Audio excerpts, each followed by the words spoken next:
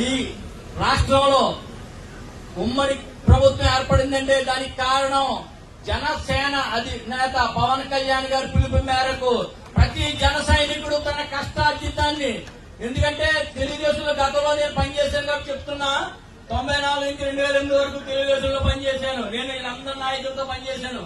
ప్రతి నాయకుడికి తెలుసు నాకు.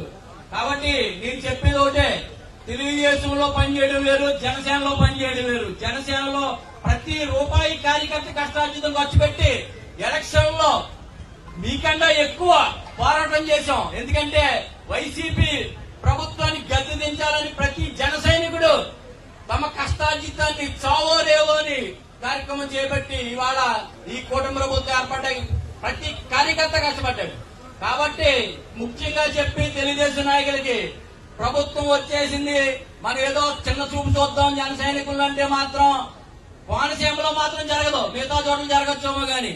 ఎందుకంటే ఇక్కడ 50% జన సైనికులు పనిచేశారు. మీకు ఓటు వేసిన దాంట్లో 50% జనసేన ఉంది. కాబట్టి ప్రతి కార్యక్రమంలోనూ జన సైనికులను గౌరవించాలి, పిలిచి ఏదో చేద్దామంటే కాదు. కాబట్టి ముఖ్యంగా చెప్పి నాయకులందరికీ చెప్తున్నాం, కార్యకర్తలు కష్టార్జితంతో వచ్చిన పార్టీని, కార్యకర్తలను గౌరవిస్తేనే ఏ పార్టీ అయినా మనుగడ ఉంటది.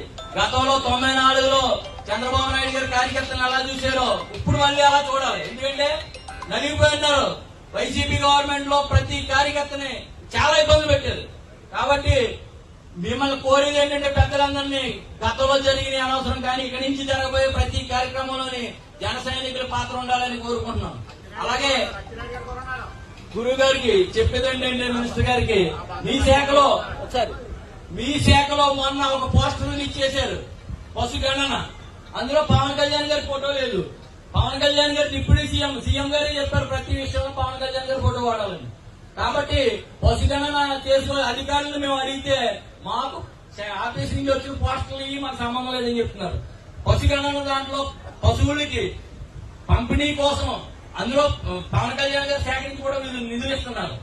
పశువులకి రాష్ట్రం పెంచడం కోసం, అలాగే పశువులకు షెడ్యూల్ నిర్మించడం కోసం కూడా పవన్ కళ్యాణ్ గారి శాఖ నుంచి నిధులు వస్తున్నాయి. కానీ మీరు రిలీజ్ చేసిన పోస్టర్లో పవన్ కళ్యాణ్ గారి ఫోటో లేదు. కాబట్టి దయచేసి మేము కోరేది ఏంటంటే, పవన్ కళ్యాణ్ గారిని ప్రతి విషయంలోనూ ముఖ్యమంత్రి గారు చెప్పినట్టు గౌరవించవలసిందిగా కోరుతున్నాం. జై జనసేన, జై టీడీపీ, జై బీజేపీ.